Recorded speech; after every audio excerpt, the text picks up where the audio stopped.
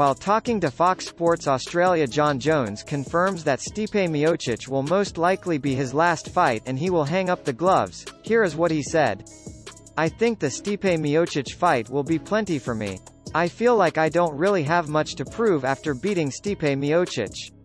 I've been in the game a long time and in fighter years, I'm an old guy. I've been training for a long time. I've been in the game a long time and got some small injuries. I just really want to be around." After saying this, Jon Jones did say he would consider staying around to fight Ngannou if the opportunity arose, but that doesn't seem very likely now. Amanda Nunes was scheduled to complete her trilogy fight with Juliana Pena at UFC 289, but due to an injury on Pena's side, the fight has been scrapped. The fight was cancelled due to Juliana suffering broken ribs in her camp. Now Irene Aldana will replace Juliana and fight Amanda Nunes at UFC 289. Here is Dana White breaking the news. What's up, guys? Some breaking news about the fight this weekend. Movzar was facing Bryce Mitchell. Bryce Mitchell hurt his back in training.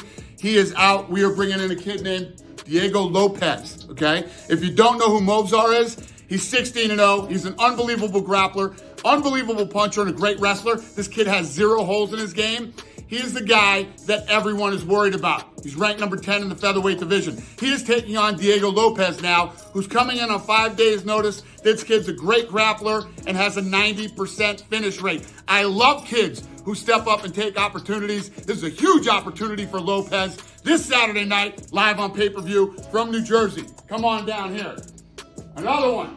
So, Juliana Pena was taking on Amanda Nunes June 10th in Vancouver. Unfortunately, she broke her ribs. She cannot compete. We have Irene Aldana, who's coming in, who won 4 of her last 5, and 3 of those were finishes.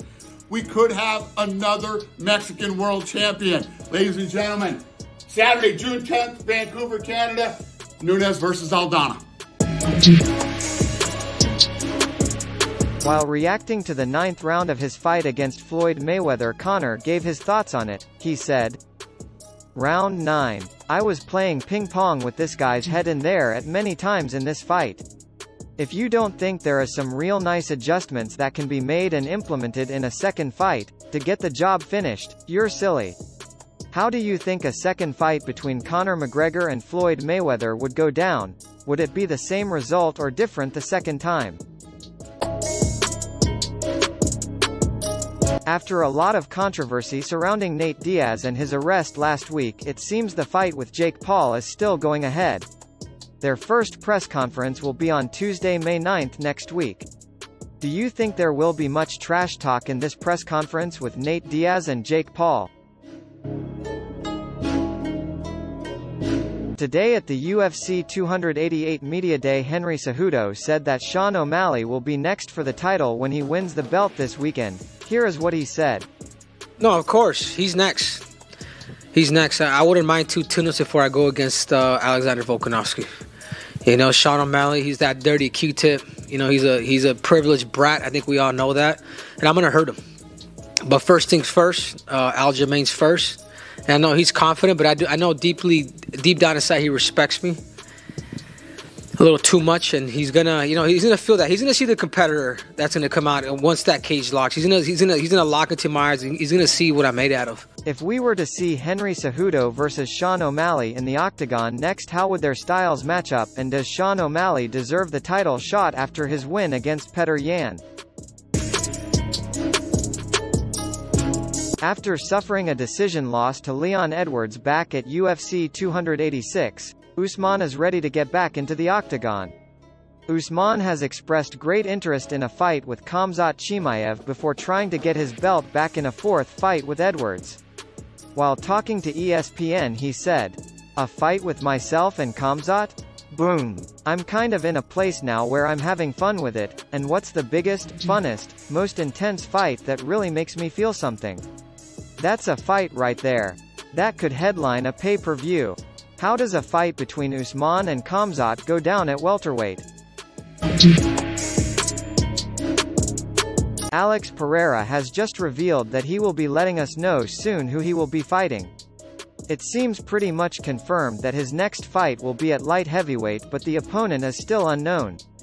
Could we see him fight Jamahal Hill and avenge his head coach Glover Teixeira after his loss at UFC 283?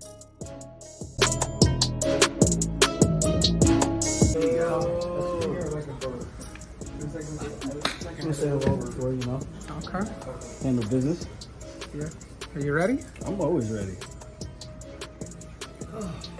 Okay. Okay. Well, good luck, because I'm ready. I hope so. I'm ready. It's gonna be fun though. No, I'm ready. And I do appreciate it. Seriously. On a serious note, not the whole.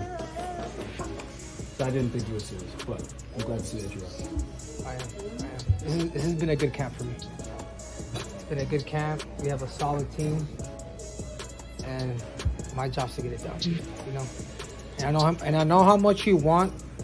You know, defend. You're in your backyard, but I'm ready. I'm ready. I hope so, man. It's gonna be a good show for the fans. That's all I care about. As long as it's a good show, I know I'm gonna make my money. I'm gonna do it in a good way and put on a good performance. And I'm sorry, man, but fortunately, this is how the game goes. You gotta crush another man's dreams, you know. So I hope you're ready. 145 pounds. Good luck. You too. I'm ready.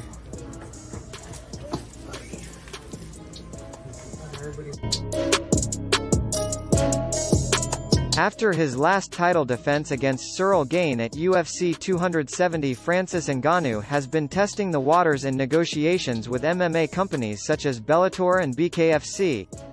It now seems that One Championship has backed out of trying to sign Francis Ngannou, as One Championship boss says. After careful reflection, we decided not to submit our final offer. Francis is a good guy and a good champion.